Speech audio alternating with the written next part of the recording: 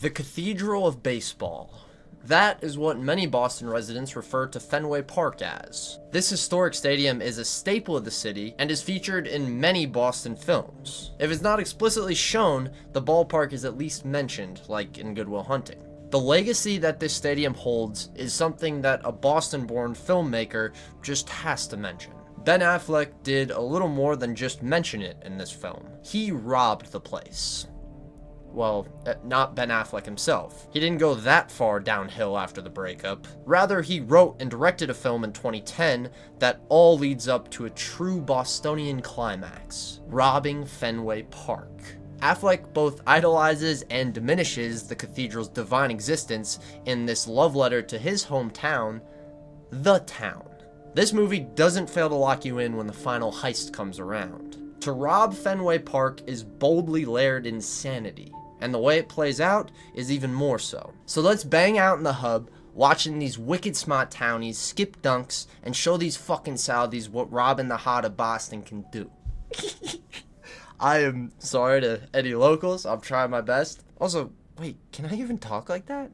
Is that considered disrespectful?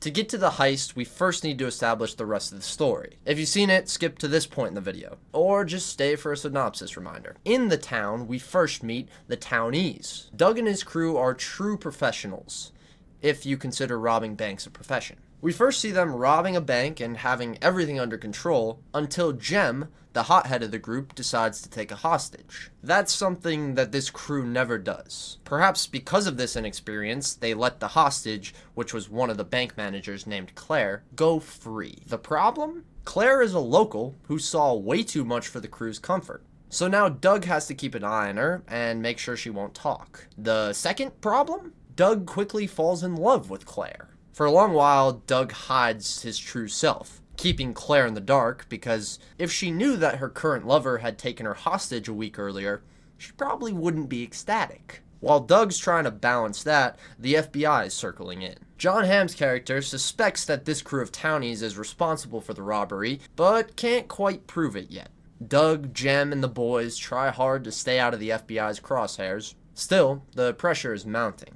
Internally, the pressure seems to be getting to them. Jem's getting more reckless, more violent, and Doug's starting to think about a life outside of Charleston, with Claire coming along. But it's never that simple in the town. After a bloody armored truck job, the FBI turns up the heat, and Doug decides he's done. He officially wants out. That's when Fergie, the Irish mob boss running the whole operation, puts his foot down. Fergie reminds Doug who's in control, and threatens Claire's life if Doug doesn't play ball. This pun becomes intended when Fergie shows off the next heist, which is the biggest they've ever pulled. Robbing the Cathedral of Baseball, Fenway Park. Here we fucking go. Fergie's intro to the plan established two major elements. One is that Pete Postlethwaite with an Irish accent sounds so badass, and second, that this scene wasn't going to explain what happens as it's happening. Stay with me. This is a common trope in heist movies that can work very well. You see it in films like Ocean 11 and sequels, or Now You See Me. They like to cross-cut from the robbery back to the planning, which can be a great way to build tension. You have one guy say something like, "But the guards are all highly trained. How can we just walk past them?" while another is actively walking past them. I never considered that method of tension building cheap until I saw The Town. What The Town does to build tension is much more methodical, but we'll get there. For now, we see what's probably the most fun this crew has ever had casing a joint. As the boys enjoy this baseball game, we start to get tons of exterior shots of the cathedral. This is good to exhibit our setting, but we all know why so many of these shots are here. Ben Affleck got access to the stadium for this, something that a Boston native would never miss the opportunity to flex. And I'm not going to complain. We're setting this up all while glamorizing this ballpark to the max. As the moment builds, so does the music, setting an atmosphere of light tension. This tension is only exemplified as we see the FBI closing in. As the prep for the robbery is going down, the FBI is literally right outside. We know the odds of robbing Fenway Park are already low, but with the FBI this hot on the trail, this is going to be nearly impossible. Luckily, they don't yet know about the plan to rob Fenway, although John Hamm is trying his best. The whole film he's been chasing our crew, but never broke through until talking to Doug's ex-girlfriend. Krista is a drug-addicted mom who is not the best person, but still has me feeling bad for her. She's confronted by John Hamm in a bar, and if you're curious why I would even bring this up, this is the cross-cutting that builds tension, rather than cutting to the plan. As we get closer to walking into Fenway, Hamm is getting closer to breaking Krista. Eventually, the tension comes to a peak as Krista is pressured to snitch on this ballpark job. As she's being pressured, the plan has kicked off and is working to perfection. As literally everything is going right, we should be put at ease. But the pressure on Krista has gone too far. She breaks down, and right as we expect her to tell John Hamm the truth, we cut away. Back at Fenway, the plan is going very well as we see it all come together for the first time. Not at all being spoiled by the planning scene, which I appreciate. Again, in these moments, we get the upfront feeling of the plan's working fine, until you remember the Krista conversation. Did she tell John Hamm about the job? Is everything fucked, even though there's nothing in Fenway that alludes to that? Well, we don't know yet. In fact, we become so immersed in the robbery itself, we kind of forget about the Krista convo. We are much too invested in the contrast of tension and calmness inside Fenway. Just like your normal heist movies, it's a constant switch of holding your breath, then releasing. Guns pulled out while Jem and Doug confront the staff. Hold your breath. But the men get tied up. Release. Jem and Doug get the money and walk past more staff. Hold your breath. Jem and Doug make it to their escape vehicle. Release. A nice breathing exercise in the third act here. So the crew has the money, has their escape vehicle, and are actively changing outfits. It all seems to be working perfectly, but something is off. Doug looks around as he realizes it's much too quiet. He quickly glances outside, and sure enough, hundreds of cops, FBI agents, and whatever other law enforcement entities sit outside the green monster. In this moment, it all comes back to us, Krista's conversation. She obviously told the FBI about the heist, so now everything is fucked. I feel like I'm dropping so many F-bombs in this video. I guess we're just in the spirit of Boston. And what do you do when your plan goes sideways? You do exactly what happened before in the armored truck scene. Shoot your way out. A heist quickly turns into a full-blown gunfight with our heroes immediately on the back foot.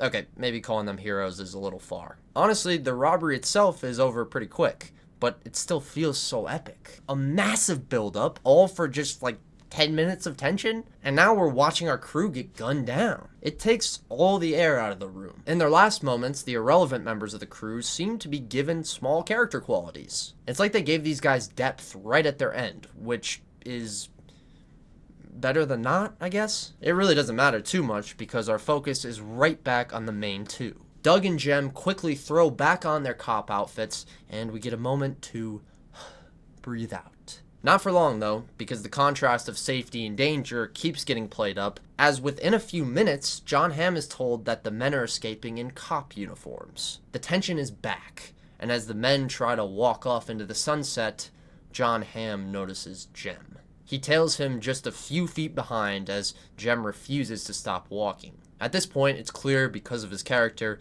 and the unwillingness to turn around, this man will not surrender. Jem gets into an epic shootout with Hamm, and soon many other boys in blue show up. He is using all the cover he can find, evading bullets, giving return fire. Jem is doing everything he can do, until he's taken enough shots to finally get pinned down behind a mailbox. The cops give him a chance to surrender, but we all know he's not going to take it. A crisp fuck you to his enemies, and then a last sip of life give Jem his final moments of peace. When he comes out from behind the mailbox, he's immediately gunned down. Doug sees this happen and decides it's time to make his escape. This badass moment pretty much ends the heist, but not the action. Doug still has to kill these Irish mobsters. Rest in peace, Pete Postlethwaite.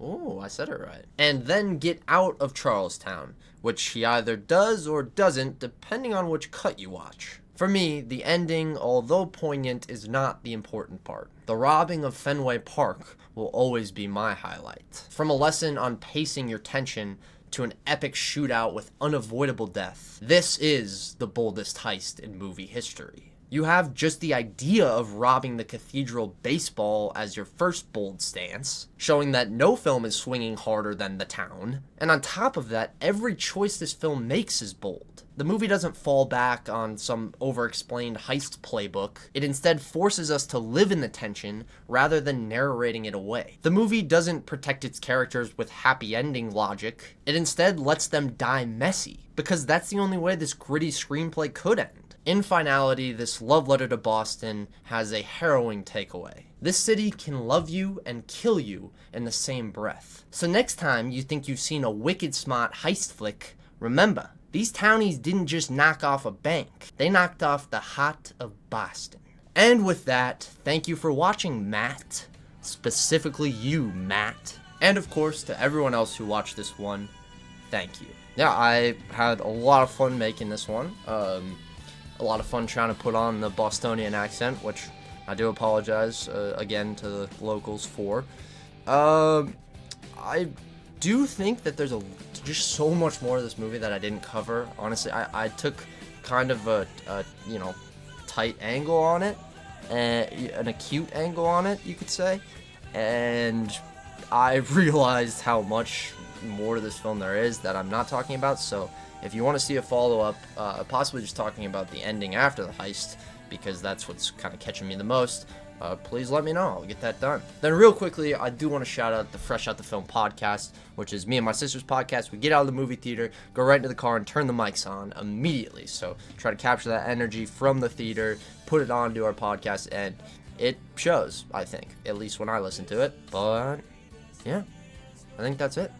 So, deuces.